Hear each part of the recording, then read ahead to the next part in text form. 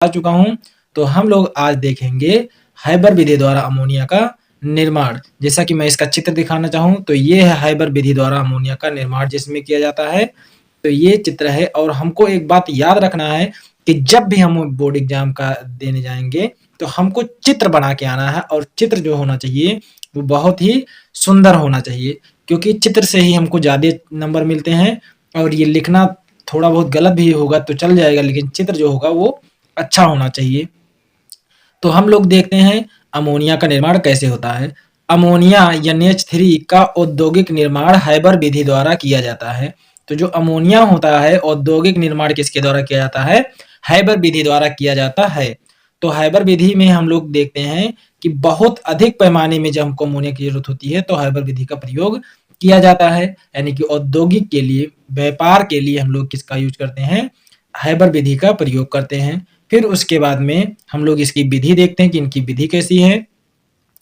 तो विधि देखेंगे। इस विधि में शुद्ध नाइट्रोजन, इस विधि में क्या होता है? शुद्ध नाइट्रोजन N2 और हाइड्रोजन H2 को 1:3, यानी कि जो नाइट्रोजन होगा वो 1 होगा, उसके अनुपात में हाइड्रोजन कितना होगा? 3 होगा, के अनुपात में मिलाकर 200 mmHg यानी कि 200 वायुमंडलीय दाब एवं Fe और मोलिब्डेनम, Fe मतलब आयरन और एमो का मतलब मोलिब्डेनम उत्प्रेरक की उपस्थिति में 450 डिग्री सेल्सियस ताप पर गर्म किया जाता है तो अमोनिया प्राप्त होता है।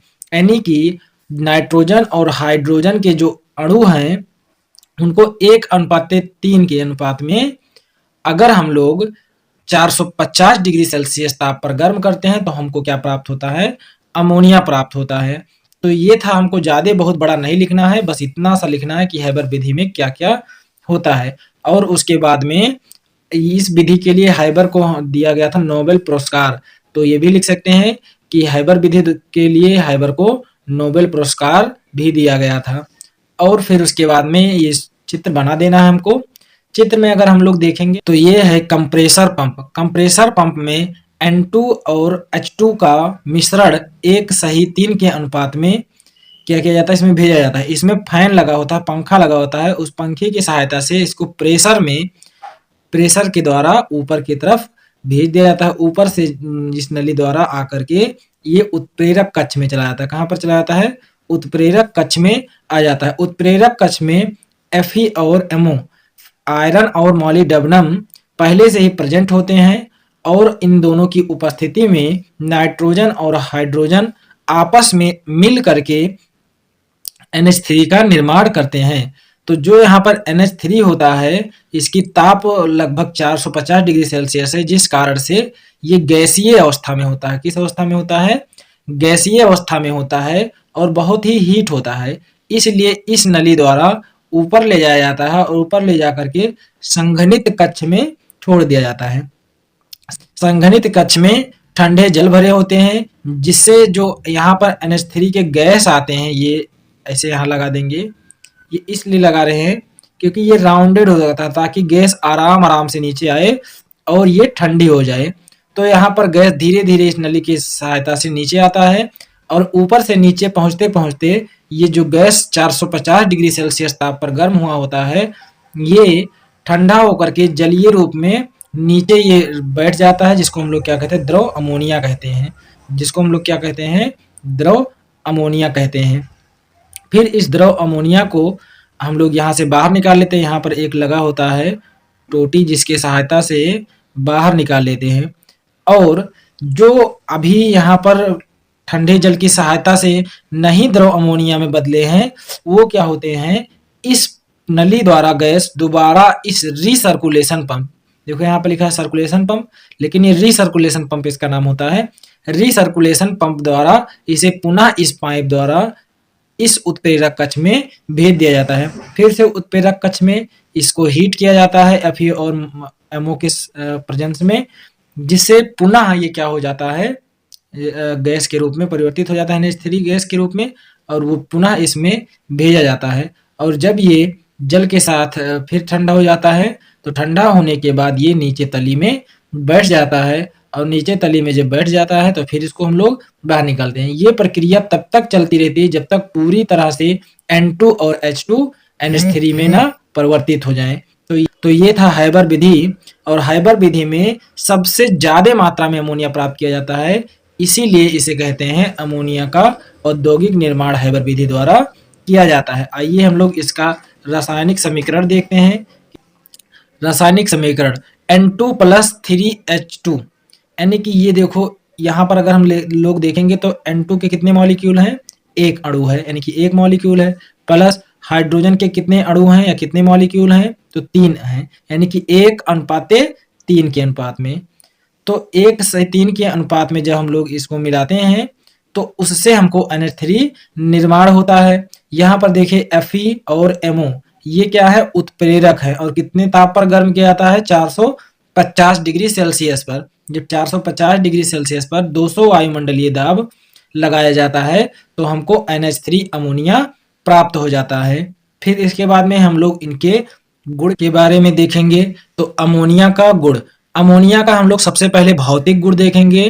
तो भौतिक गुण में नंबर 1 आता है, अमोनिया रंगहीन तीव्र गंध वाला पदार्थ होता है। इमोजी नंबर 1, अमोनिया रंगहीन तीव्र गंध वाला पदार्थ होता है, यानी कि इसका कोई रंग नहीं होता है और इसकी गंध जो होती है तीव्र होती है, बहुत ही तेज होता है। फिर उसके बाद में अगर हम लोग देखिए इमोजी नंबर 2, तो इमोजी नंबर 2 में स्वाद में क्षारीय गैस है, यानी कि जो इसका स्वाद होता है क्षारीय गैसों की तरह होता है। फिर उसके बाद में हम लोग इमोजी नंबर 3 देखेंगे।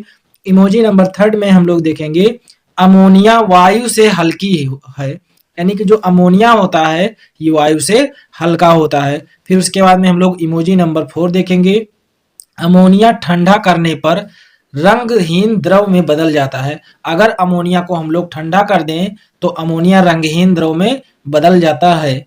फिर उसके बाद में हम लोग देखेंगे इसका रासायनिक गुण। तो रासायनिक गुण में आ जाते हैं। तो रासायनिक गुण में सबसे पहले देखेंगे जलाने पर, यानी कि अमोनिया को जलाने पर। तो अमोनिया गैस ना तो जलता है ना ही जलने में मदद करता है, यानी कि जो अमोनिया गैस होता है ये ना तो जलता है और ना ही जलने पर मदद करता है, लेकिन ऑक्सीजन के साथ जलने लगता है, लेकिन ऑक्सीजन के साथ क्या हो जाता है, जलने लगता है। जो अमोनिया गैस होता है ये ना जलता है और ना जलने में मदद करता है, लेकिन जब ऑक्सीजन के साथ होता है तो जलना स्टार्ट कर देता है। ये है इसका पहला रासायनिक गुण। तो पहले रासायनिक गुण का हम समीकरण भी देख लेंगे। जैसे 4NH3 यानी कि 4 अणु NH3 के ले लिए हैं, प्लस 3 अणु ऑक्सीजन के ले लिए, और इन दोनों को आपस में अभिक्रिया कराए, यानी कि जला दिया ऑक्सीजन की उपस्थिति में, तो 2NO गैस प्राप्त हुआ, यानी कि 2 अणु हमको नाइट्रोजन गैस के अणु प्राप्त हुए, प्लस में 6 अणु जल हमको प्राप्त हुआ H2O। इसको हम लोग क्या कहते हैं, जल कहते हैं, इसको नाइट्रोजन गैस कहते हैं। तो ये था इसका रासायनिक समीकरण।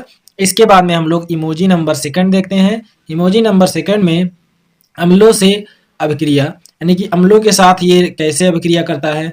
तो अम्लों में अमोनिया गैस प्रवाहित करने पर अमोनियम लवण बनाता है, यानी कि अगर हम लोग अम्लों में अगर अमोनिया को प्रवाहित कर दें तो अमोनियम लवण बनाता है। तो ये हम लोग 2 ही रासायनिक गुण देखेंगे, क्योंकि ज्यादा रासायनिक गुण लिखने की कोई जरूरत नहीं है। 2 रासायनिक गुण लिख देंगे और उसके बाद में 4 हम लोग लिख देंगे भौतिक गुण, और उसके बाद में हम लोग चित्र बहुत ही सुंदर बना। तो चित्र बनाने के लिए आपको कई बार इसका प्रैक्टिस करना पड़ेगा, ताकि कहीं भी गलतियां ना होने पाए चित्र में, क्योंकि चित्र ही हमारा क्या होता है, सबसे मेन होता है, और चित्र के द्वारा ही हमको सबसे बढ़िया नंबर मिलता है। तो चित्र को बहुत ही अच्छे से, और हाँ, पेंसिल से चित्र मत बना के आना, क्योंकि जब पेंसिल से हम लोग बना देते हैं तो क्या होता है, वो सही से दिखाई नहीं देता है, लेकिन जब हम लोग पेन की सहायता से बना देते हैं तो बड़ा ही अच्छा दिखाई देने लगता है। तो चित्र को जो भी बनाना वो पेन की सहायता से बनाना, और ज्यादा अधिक लिखने की जरूरत नहीं है। ये जो थोड़ा सा मैं लिखाया हूँ इससे ज्यादा कोई लिखने की जरूरत नहीं है। तो ये था हाइबर विधि द्वारा अमोनिया का निर्माण। और यदि ये वीडियो पसंद आया तो प्लीज AB99 क्लासेस यानी कि मेरे इस यूट्यूब चैनल को सब्सक्राइब कर दीजिए, और वीडियो पसंद आया हो तो लाइक कर दीजिए। फिर हम लोग अगले वीडियो में मिलते हैं, तब तक के लिए साथियों धन्यवाद।